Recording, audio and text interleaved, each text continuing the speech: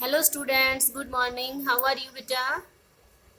Beta, let us start this chapter, Physical Features of India. Now we go through this chapter through map of India. हम map से पूरे chapter को एक बार देखते हैं कि जो ये चैप्टर है, ये चैप्टर वैसे है बहुत ज़्यादा इंपॉर्टेंट, पर इस चैप्टर को मैप के माध्यम से पढ़ रहे हैं, ठीक है, बहुत ज़्यादा इजी हो जाएगा। चलो देखो, ये आपको क्या दिखाई दे रहा है बेटा? This is a map of India. ये मैप इंडिया का मैप है। अब हम इस चैप्टर में पढ़ क्या रहे हैं? Physical features of India.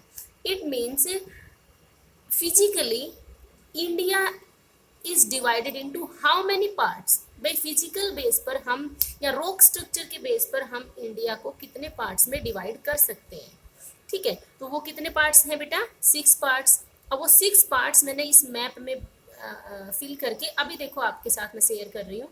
First part कौन सा था बेटा? Himalayan reason. फर्स्ट क्या था? हिमालयन रीजन। तो हिमालयाज हो गया। हिमालयाज, अब ये देखिए कि हिमालयाज है, इसमें आपको ये भी पता चल जाएगा कि भाई हिमालयाज इंडिया के कितने स्टेट्स को कवर करता है, ठीक है, कितने स्टेट्स को कवर करता है। जम्मू कश्मीर है या हिमाचल प्रदेश है, उत्तराखंड है, ठीक है। फिर उसके बाद में यहाँ पर या आपका सिक्किम हो गया, अरुणाचल प्रदेश हो गया, असम, मेघालय, मणिपुर, ये नॉर्थ ईस्ट वाले तो सारे स्टेट्स आ गए इसे, ठीक है। तो ये आपका क्या हो गया बेटा? हिमालयाज। अब हिमालयाज में ही हिमालय के 3 रेंज हैं। हिमालय का पैरेलल डिवीजन जो मैंने किया था, सबसे इनर वाला जो है वो ये वाली रेंज है, सबसे बाहर वाली। हालांकि है ये सबसे पहले इधर वाली, बट इसका दूसरा नाम क्या है? ग्रेटर हिमालय। और ग्रेटर हिमालय के बाद में क्या है?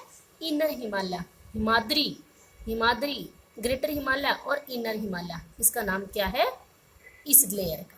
फिर इसके जो पैरेलल दूसरी है उसका नाम है लेसर हिमालय, मिडल हिमालय और हिमाचल हिमालय, ठीक है।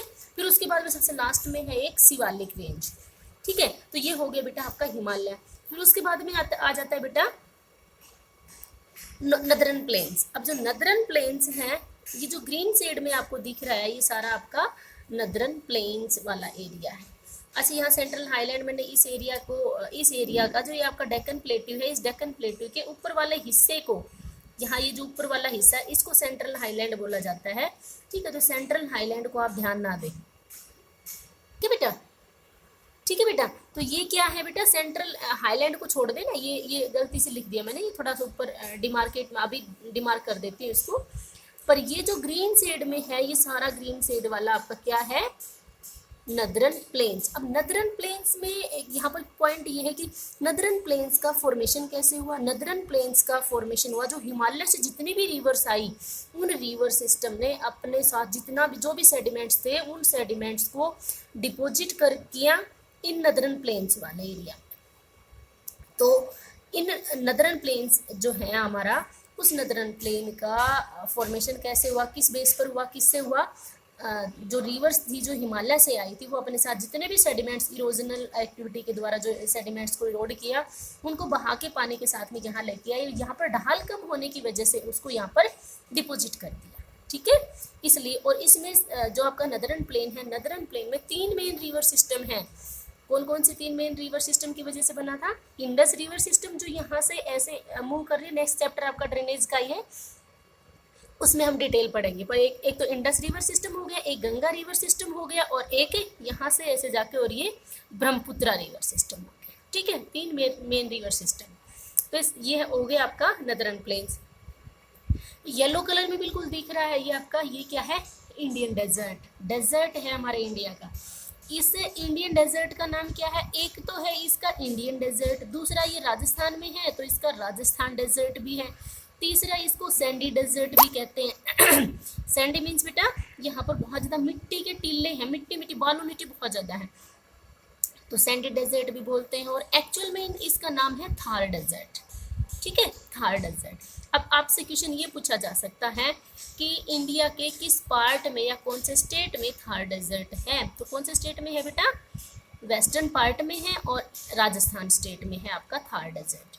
और ये थार डेजर्ट की पहचान क्या बताई थी? Scanty rainfall and scanty vegetation, low rainfall और लो वेजिटेशन, बहुत कम बारिश और बहुत कम यहाँ पर वेजिटेशन आपको देखने को पाई जाती है। यहाँ पर less than 10 to 15 centimetre rainfall in India, मतलब सबसे कम। हालांकि देखो ध्यान रखना, यहाँ सबसे कम बारिश इंडिया में यहाँ नहीं होती, सबसे जो कम बारिश होती है वो इंडिया का ये वाला एरिया है बेटा, जो नई आपकी यूनियन टेरिटरी बनी है, और उस यूनियन टेरिटरी का नाम क्या है, लद्दाख। हालांकि ये डेजर्ट में है, ये कोल्ड डेजर्ट है। इंडिया में 2 डेजर्ट हो गए अब, 2 डेजर्ट, एक तो ये तो वार्म डेजर्ट, और यहाँ पर है ये कोल्ड डेजर्ट, और इस डेजर्ट का नाम क्या है, लद्दाख डेजर्ट। लद्दाख में सबसे कम बारिश होती है बेटा। लद्दाख अभी यूनियन टेरिटरी भी बन गया ना। अब आप सभी मुझे ये बताएंगे कि यूनियन टेरिटरी कब बना है, ठीक है। यूनियन टेरिटरी जो आपका लद्दाख है, डिस्ट एरिया के अकॉर्डिंग भी सबसे बड़ा है, तो ये कोल्ड डेजर्ट है, और आपका ये राजस्थान का जो थार डेजर्ट है ये वार्म डेजर्ट है, ठीक है। पर सबसे कम बारिश इंडिया में लद्दाख डेजर्ट में होती है। और ये आप लद्दाख आपका यूनियन टेरिटरी कब बना था, ये आप कमेंट बॉक्स में डाल दीजिए, ठीक है बेटा। अब उसके बाद में नेक्स्ट आता है, अब हम 3 डिस्कस कर चुके हैं, हिमालयाज, नदर्न प्लेन्स, डेजर्ट। जो ये ग्रीन शेड है, ये वाला ध्यान से देखना बेटा, ये ग्रीन शेड, ये है कोस्टल एरियाज। ये यहाँ जो लाइन जो ये लाइन है बेटा वेस्टर्न घाट, ये वेस्टर्न घाट की है, और ये इधर ये ईस्टर्न घाट की है।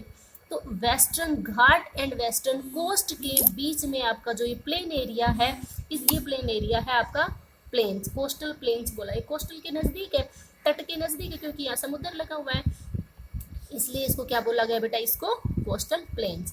और ये प्लेन्स भी, इधर ये प्लेन्स, ये वेस्टर्न कोस्टल प्लेन और ये ईस्टर्न कोस्टल प्लेन, ये प्लेन्स भी वैसे ही उतने ही फर्टाइल है जितना कि आपका नदरन प्लेन्स है। और एक नदरन प्लेन्स की एक कैरेक्टरिस्टिक्स और बताना भूल गई बेटा, यहाँ ना प्लेन एरिया होने की वजह से, ह्यूमन के अकॉर्डिंग क्लाइमेटिक कंडीशंस होने की वजह से यहाँ ये एरिया है डेंसली पॉपुलेटेड है, बहुत ज़्यादा घने लोग यहाँ पर रहते हैं, ठीक है। और ये वाला भी आपका बहुत ज़्यादा फर्टाइल एरिया है। यहाँ पर नर्मदा रिवर है या ताप्ती रिवर है, इधर महानदी, गोदावरी, कृष्णा, कावेरी, ये बहुत सारी रिवर्स के डेल्टाइक एरियाज हैं, तो ये भी बहुत ज़्यादा फर्टाइल।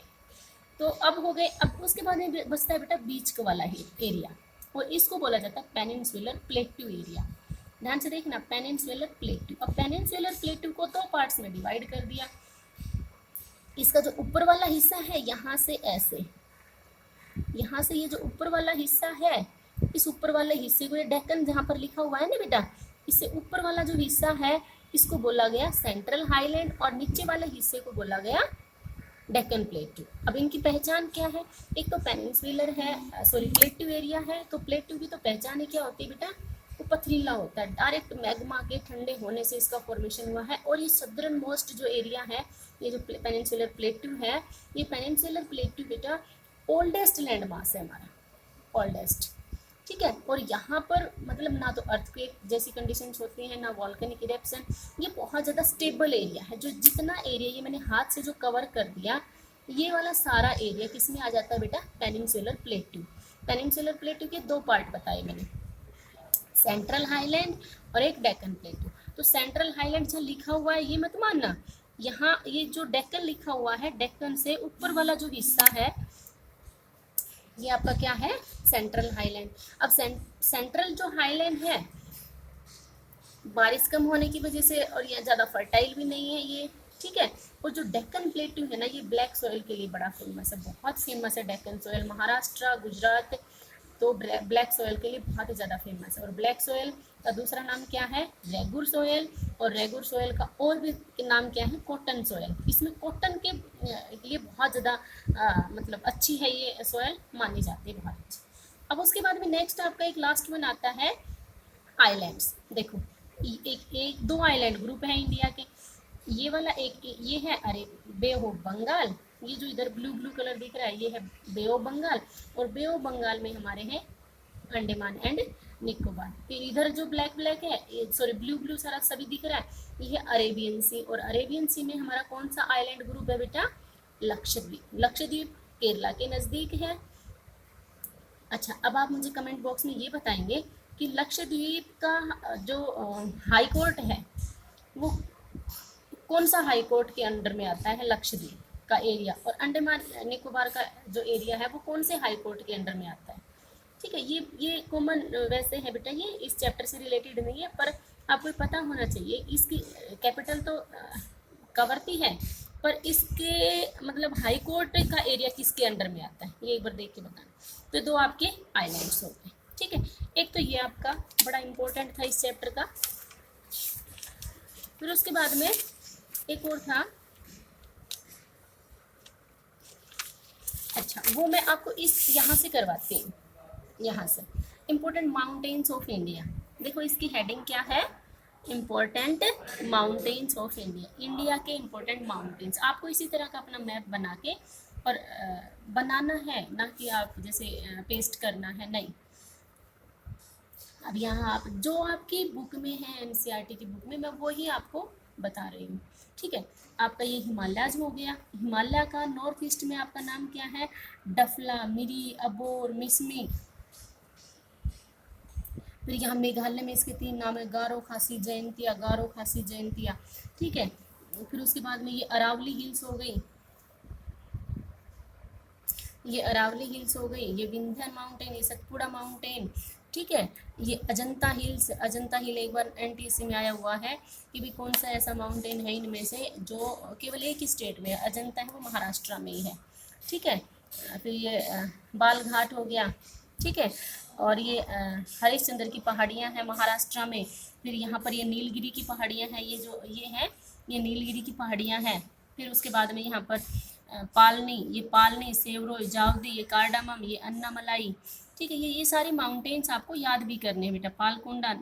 ठीक है, नल्ला मल्ला की पहाड़ियाँ, ये गढ़ जात की पहाड़ियाँ, ये उड़ीसा में है, राजमहल की झारखंड में है। तो ये सारे माउंटेन्स आपको एक बार याद करने हैं। तो इस चैप्टर को बेटा हम मैप से हमने इस चैप्टर को कंप्लीट किया। आई होप आपको समझ आया होगा और ये वीडियो आपके लिए बेनिफिशियल होगी। Okay, have a nice day बेटा।